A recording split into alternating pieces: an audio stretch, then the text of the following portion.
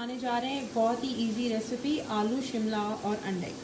سب سے پہلے آپ اپنا انینس کو براؤن کر لیں اچھے طریقے سے۔ میں نے اولیو آئل یوز کیا ہے اور 2 چھوٹے پیاز استعمال کیے ہیں، ان کو اچھے طریقے سے آپ براؤن کر لیں۔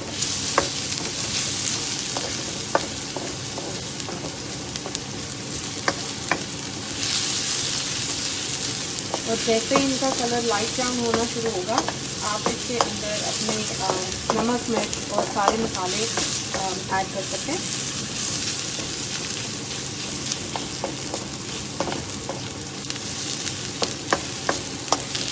بالکل اس کا کلر گولڈن براؤن سا ہونے لگا ہے، تو اب میں اس کے اندر سارے مسالے ایڈ کرتی ہوں۔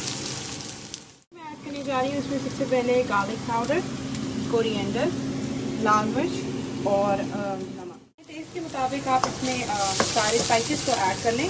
میں نے گارلک پاؤڈر یوز کیا ہے، لیکن آپ فریش گارلک بھی یوز کر سکتے ہیں اگر اویلیبل ہے تو۔ اب اس کو اچھے سے مکس کر لیں۔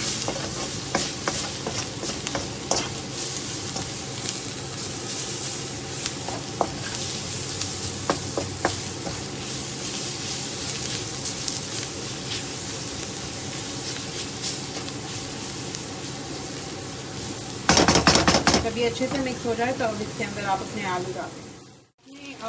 آلو کو اپنے پیسٹ کے اندر اچھے سے مکس کر لینا ہے۔ میں نے اس میں ایک ڈائس ٹماٹر بھی ڈال دیا اور اس کو بھی اچھے سے مکس کر لیں، کیونکہ آلو جو ہیں ان ٹماٹر کے پانی کے اندر اچھے سے پک جائیں گے، تو ان کو اچھے سے کوٹ کر کے مکس کر لیں۔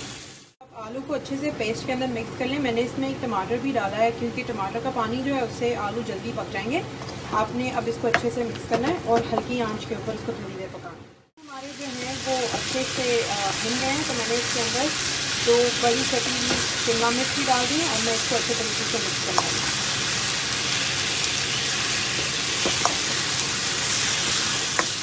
جیسا کہ آپ دیکھ سکتے ہیں کہ مکسر ہمارا جو ہے اچھے طریقے سے بھن گیا ہے، تو اس میں اب 1 کپ پانی ڈال دیں گے اور اس کو اچھے سے مکس کرنے کے بعد میں اس کو دم پہ لگا دوں۔ آلو اور شملہ بالکل گل چکے ہیں۔ میں نے اس کو تقریباً 10 سے 15 منٹ دم پہ رکھا تھا۔ آپ دیکھ سکتے ہیں کہ پانی بھی بالکل خشک ہو گیا۔ میں نے اس کے نیچے چولہا تھوڑا ہلکا کر دیا۔ اب ہم اس میں اپنا آخری انگریڈینٹ ڈالیں گے۔ سب سے پہلے میں چولہا تھوڑا سا تیز کر دیتی ہوں اور اب ہم اس میں انڈے ڈال دیتے ہیں۔ قریب 6 انڈے میں نے لیے ہیں اور اب ہم انڈوں کو اچھی طرح سے مکس کر دیں گے۔ انڈے ڈال کے آپ نے اس کو اچھی طریقے سے مکس کر دینا اور انڈوں کو اچھے سے پکا لیں۔ جیسے ہی آپ دیکھیں کہ انڈے اس طرح سائڈ پہ ڈھلنے لگے ہیں تو آپ کی ڈش بالکل تیار ہے۔